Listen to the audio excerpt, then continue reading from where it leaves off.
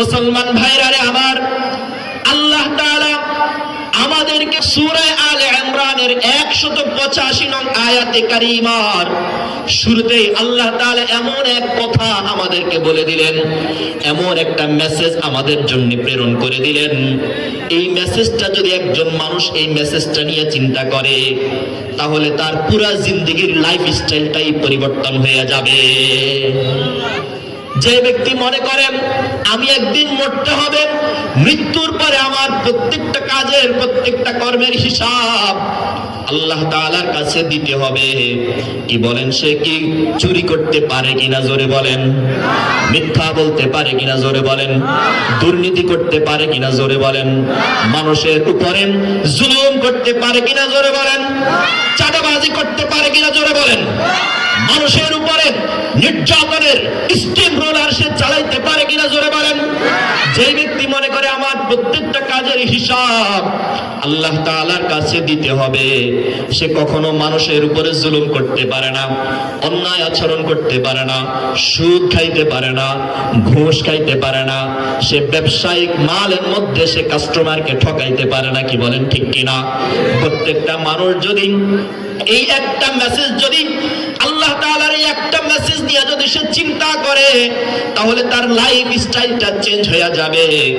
একজন মানুষের জন্য পরকালীন জীবনটাই হচ্ছে তার জন্য আসল জীবন।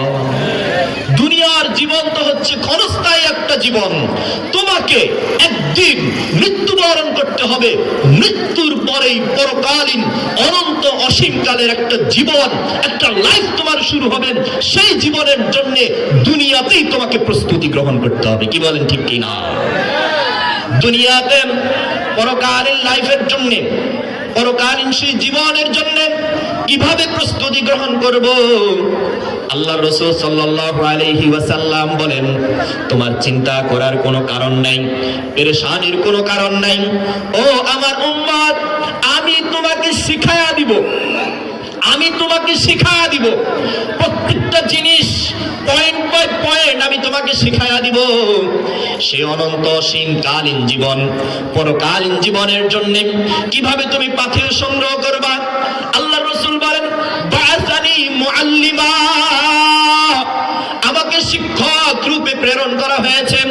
আমি হলাম তামাম ওয়ার্ল্ডের জন্য শিক্ষক, তামাম ওয়ার্ল্ডের জন্য আমি হলাম প্রফেসর।